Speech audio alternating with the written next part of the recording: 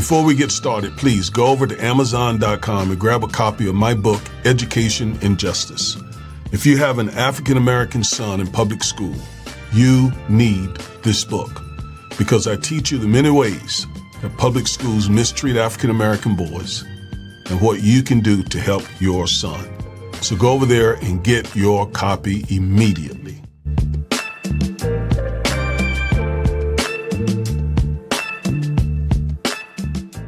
Folks, I want to get right into this video because I have some raw emotions about this video.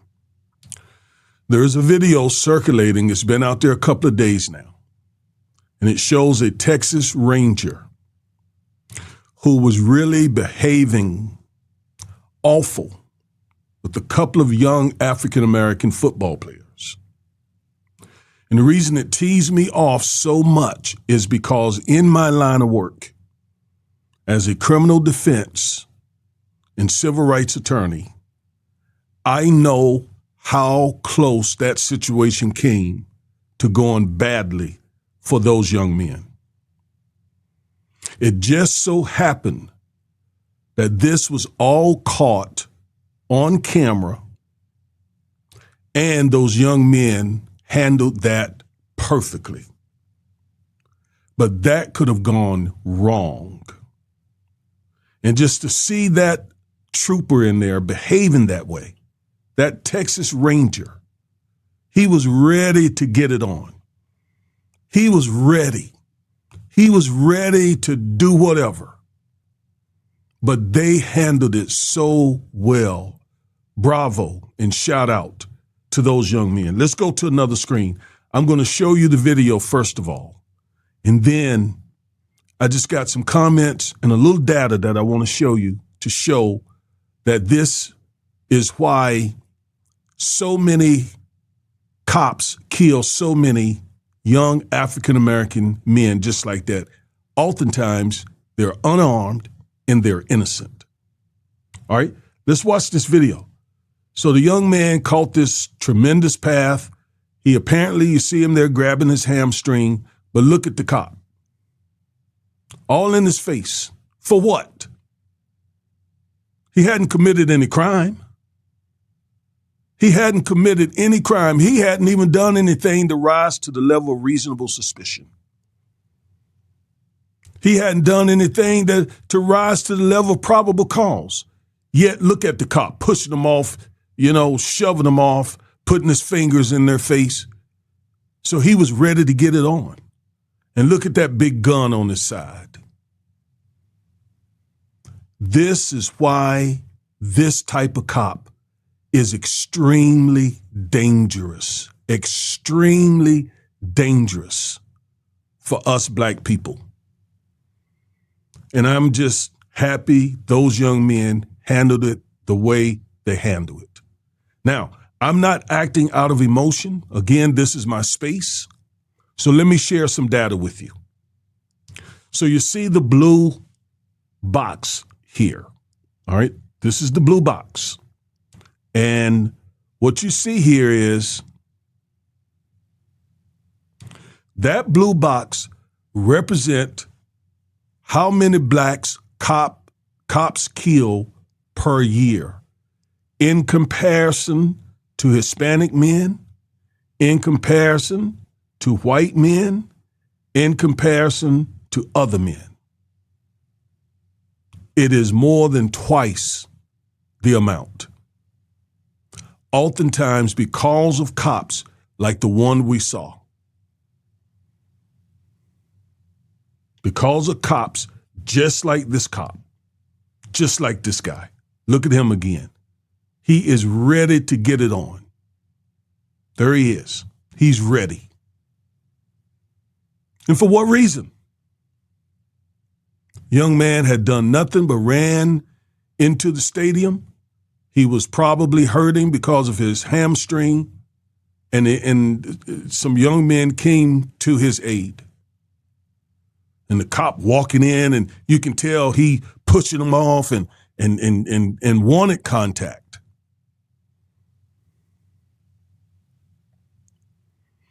I've looked at body cam after body cam after body cam after body cam, where I see police officers behaving badly. And I'll be the first to say that they, again, make it really, really dangerous for us. That's why we have to have the talk with our kids, especially with our young boys, our teenage boys, and even us older African-American men. And this backs it up. This is not just a knee-jerk reaction. This is not based on anecdotes. Trust me when I tell you, I've looked at enough dash cam and body cam to tell you that those police officers be out there, especially when it's black men, behaving like brutes, cussing them out, beating them up. As a matter of fact, I grew up seeing that. When Rodney King got beat, I asked people, what's wrong with that? That's par for the course where I'm from. Where I'm from, if you got arrested and you were black, you were going to get beat. You were going to get something, teeth knocked out, black eye, broken finger. I don't care if you behaved like an angel. You were going to get beat. You were going to jail with bruises or something broken or swollen. So when I seen them beat Rodney King like that, I'm thinking to myself, oh, is that illegal? Because in my neck of the woods, it happens that way all the time. Fortunately, I am in a situation now where I can do something about it. I'm in a situation now where I can make things happen on behalf of people who've been treated by cops badly. We have a case right now, in fact. A young man was hogtied by the police and shackled to a hospital bed. And yet the cop put him in a chokehold and had beat him in front of nurses, in front of doctors, beat our client.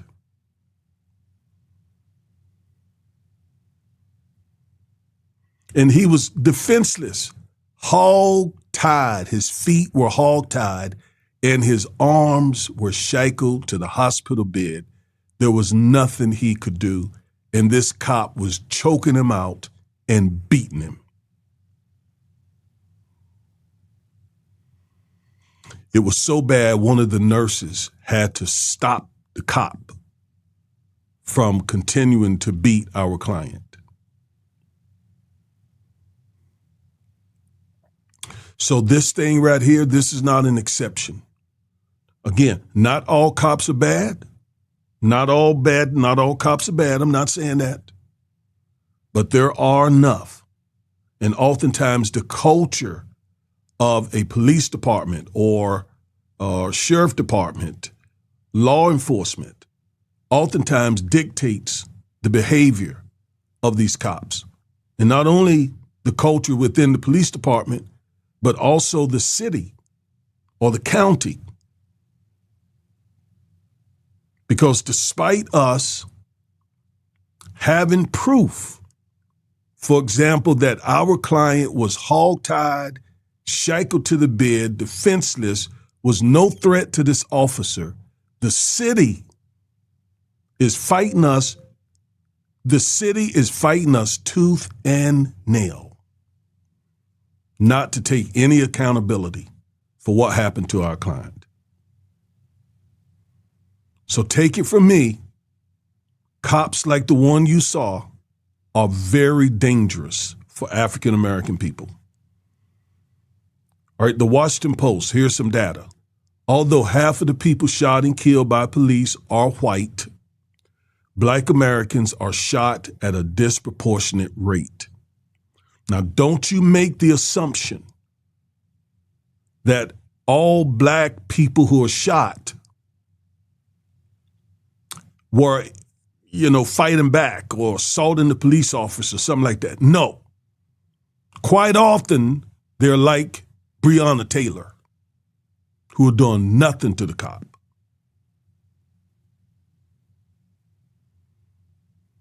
They account for roughly 14% of U.S. population and are killed by police at more than twice the rate of white Americans. Hispanic Americans are also killed by police at a disproportionate rate. That's what you just saw in this graph right here.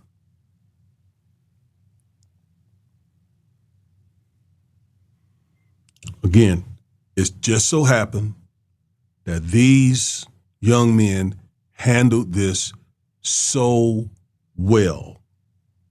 Let's go back and I'll show you what I'm talking about. All right, so he runs into, looks like the locker room area. Cop is ready to get into his face. He has his gun right there on his side. And you see his butt, look at the cop. Wow, every time I see that, I get teed. And you see what number 27 does. He's like, what? Hold back, hold on. And then he grabbed his guy and said, let's go. In other words, don't take the bait. Don't take the bait. That's what he wants you to do. That's what he wants you to do. But that cop must have forgotten that there are cameras everywhere in that stadium. So we could clearly see, and it was happening live, in real time, what this cop was doing. And they sent him home. But I don't want us to forget it. I don't want us to forget it. I want us to remember this, because this is really, really proof and evidence of how they treat us as African American people. These kids are innocent. They did nothing. And yet they had to be the ones to de-escalate this situation. Now, that is the way, if you're ever in a situation like this, do not take the bait. Do not take the bait. That's what they want you to do. Do your very best to comply and be respectful so that you can, two things, make it home without a felony charge, because that's what they'll do. They'll be in the wrong and then bust you in the mouth. We've heard Malcolm X say this, and it's very true, and then charge you with assault on the officer, which is a second-degree felony here in the state of Texas, carries up to 20 years. So do your level best not to take the bait. Now keep in mind, when I say comply, I am not saying for you to make incriminating statements, because you don't have to say anything. You don't have to talk. In fact, you shouldn't talk. What you should do is say, I want a lawyer, and then be quiet. So comply as much as possible without making any incriminating statements. Just use the 4 magic words. I want a lawyer, and then do what? Be quiet. They handled this perfect. Cameras caught this dude, this cop. I hope they fire him. Probably won't, but I hope they do.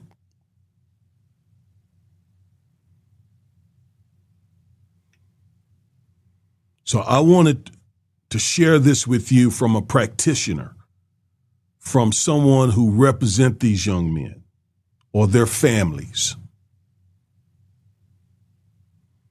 And for anyone who says, well, they get shot, black men get shot because they deserve to be shot. bull.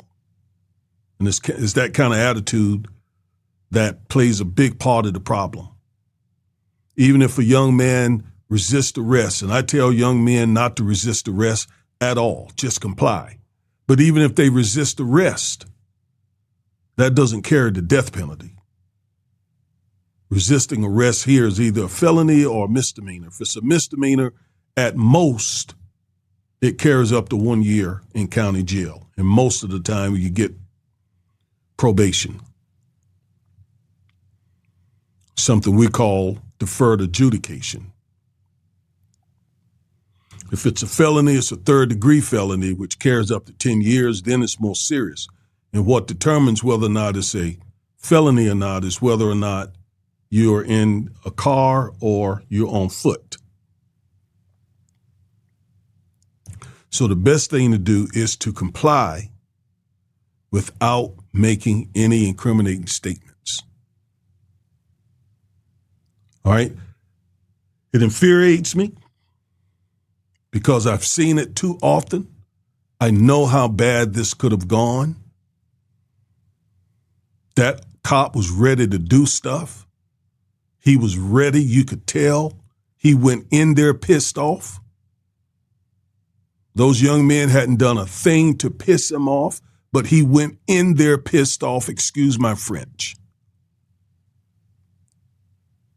And so you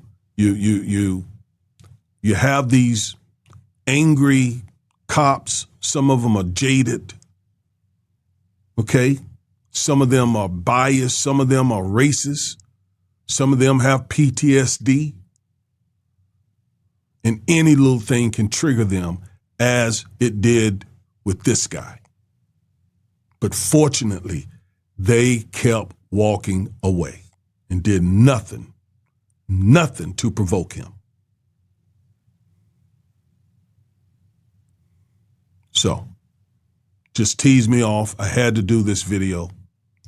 And yeah, just try to avoid what a lot of these cops will try to bait you and egg you on and provoke you to do, which is to get in a confrontation with them.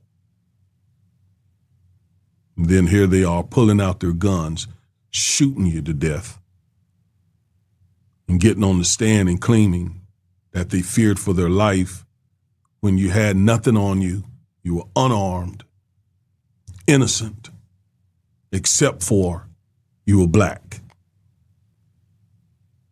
All right. I am Reverend and Civil Rights Attorney Augustus Corbett.